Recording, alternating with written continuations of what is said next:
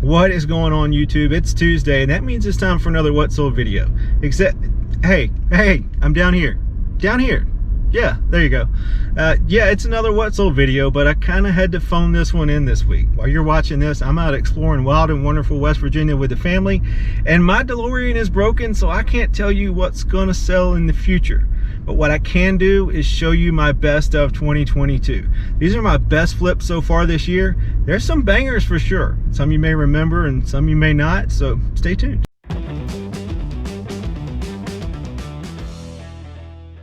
Even if you don't know anything about tools, you need to be on the lookout for Snapple. They're a pretty high-end tool brand. And really, you don't have to know a whole lot more than that because most of the tools have a model number stamped on them. Like this is a OEX-46. It's an 1 7/16" combination wrench. I bought it when I was down in Florida with my wife. We hit a couple garage sales, paid $25 for 3 wrenches. So I've got maybe what, $8.30 something sent into this one. Well, it just sold for $95. Took about 3 weeks, but I think it was worth it.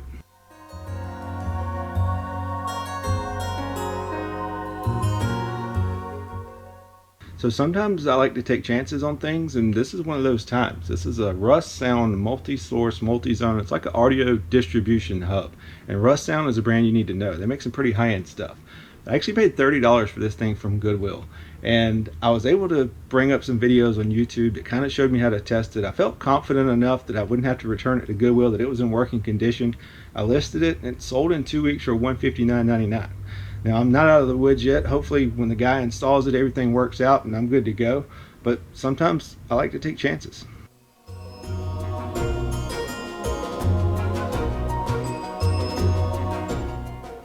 Next sale, I'm kind of sad to see this item go. But let me give you a little bit of a history. Random stop, hometown Salvation Army, on the way to pick up our kids from the grandparents. Ran in, there was a box of Sega games with a Sega sitting inside, and they only wanted 20 bucks. I grabbed it. Sold Castlevania Bloodlines out of there for $259. So definitely everything's paid for. And then I just sold this guy, Valis 3. Buyer paid $142 plus shipping on Mercari. And I'm kind of sad to see it go because it's been sitting on my shelf for a while now. But I'll take the $142.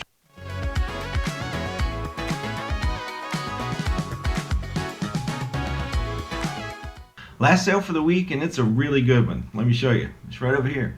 This is a Harley Davidson leather jacket, and it is the real deal. It's super heavy, has a zip out liner, and comps on these are like $200, $250, but I had the only 3XL on eBay. So I listed it super high. I listed it for $320, and it took a while and a bunch of lowball offers, but finally the right buyer came along, offered me $280. I took it. Got like $40 into it. It was in a big bundle of stuff I got at a garage sale.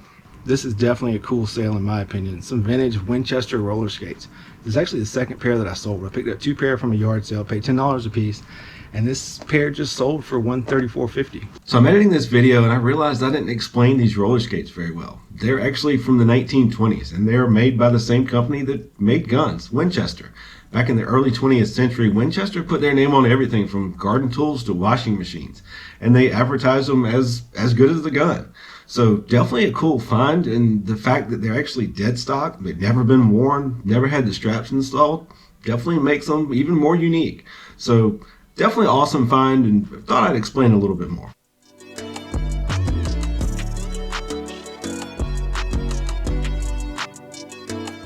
Last sale this week is actually a combination of sales, and it's amazing. I'm not stringing you along. It's yarn. Paid $2 a piece for these bags of yarn at Goodwill, and I know yarn can be kind of valuable, but I've never actually found any. Ended up looking up 1 or 2 of these skeins. They were selling for $5 or $6 a piece. Picked up 7 of these bags at Goodwill for $2 a piece. So I've got $14 in everything. A lot of them up by color. Ended up with 8 different lots. 5 have sold, and they've sold for over $300. That's pretty crazy. So definitely be on the lookout for yarn.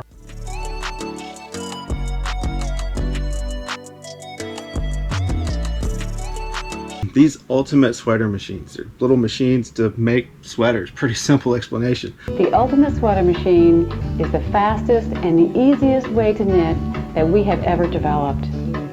Before long, you'll be making fabulous projects such as these. but I paid $15 for this one. When I find them, I pick them up. They don't sell as fast as they used to, but they still bring some pretty good money. Paid $15 for it, I believe, at Salvation Army. It took about a month, but it sold for $110 on eBay. And honestly, I'm not even sure all the pieces are there. I spread everything out on the table, took pictures of it, put in the listing that what you see is what you get, may be incomplete, and it's still sold.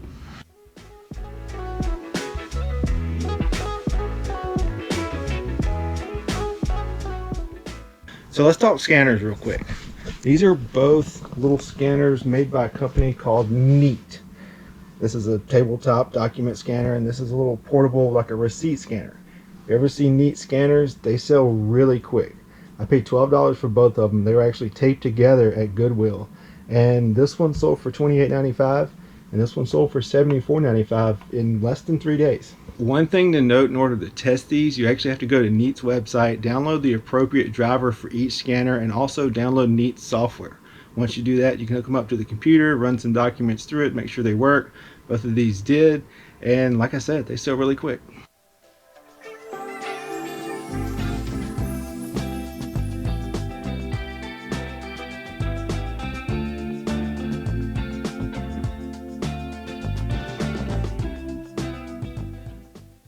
Pretty cool sale here. This is a Sony color print pack. It's like paper and ink for a particular Sony printer. If you find the printer, it's not really worth much, but these things go for some good money. It's actually like 3 rolls of ink paper type thing. I'm not real sure. It's from 2007, so I'm sure the ink's not good anymore, but it's also 120 pieces of photo paper. Picked this up at Goodwill for around $5, and it sold for $84.95 in about 3 days.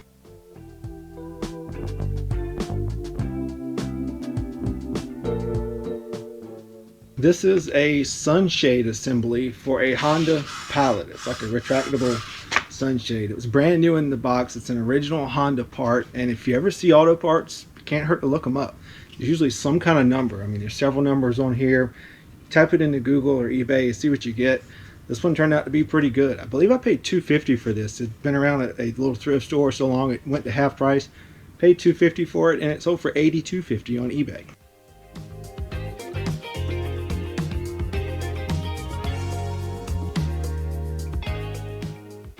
This sale almost didn't happen because I almost didn't buy this thing. I was actually leaving a garage sale, and I just happened to turn around and I saw the husband walking out of the garage with some clothes in his arm, and I saw this shiny material. So I went back to the garage sale. Sure enough, he hung this up. Only wanted $5 for it. I grabbed it as quick as I could. It's a vintage, made in the USA, union made Felco jacket for the Dodgers. Stitched lettering here, real nice jacket, nice condition, some little smudges on the white there. But I'm all in $5, and I just sold it in about 3 days for $105. So pretty good buy.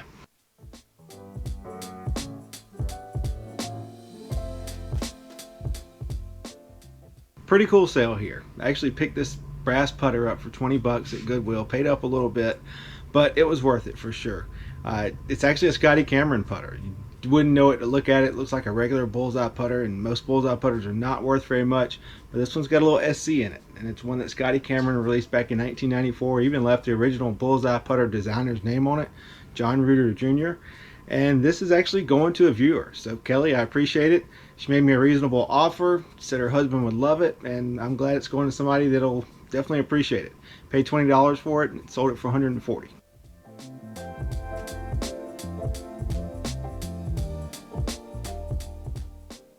This was a new brand for me. I told you guys about it in my last video when I picked these up from Salvation Army. This is the original Mukbook company. Definitely be on the lookout for these. The sell-through rate on eBay is over 200%. That means if you find them, they're going to sell pretty quick. I only paid $6.99 for these, and they sold for $72.50 in less than a week. Can't beat it.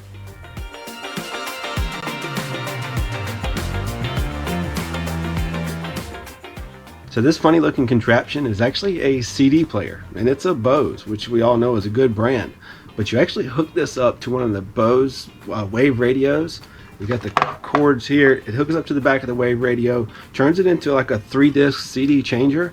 The bad thing is, I had no way to test this. I kept holding on to it, hoping that I would find a wave radio, because if I could find out that this thing works, it sells for over $100.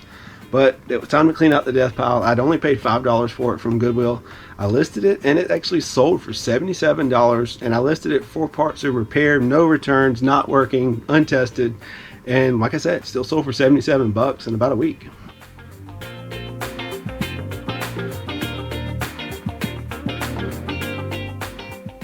So if you don't know about Rothy's, definitely be on the lookout. I finally found a pair, which means I finally sold a pair. Paid $650 for these, and they look brand new. Like there's no wear on the bottom at all. Had them listed for $105. Spent a couple weeks. Finally got an offer for $90, $650 into $90. Decided to take it. Not too bad. Definitely be on the lookout for Rothy's.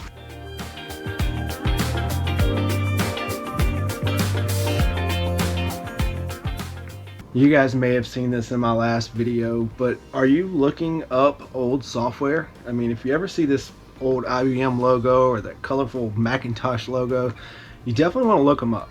This software had been sitting at my Goodwill so long that it had gone half price. Paid $2 for it, and it sold in like 3 days for $165.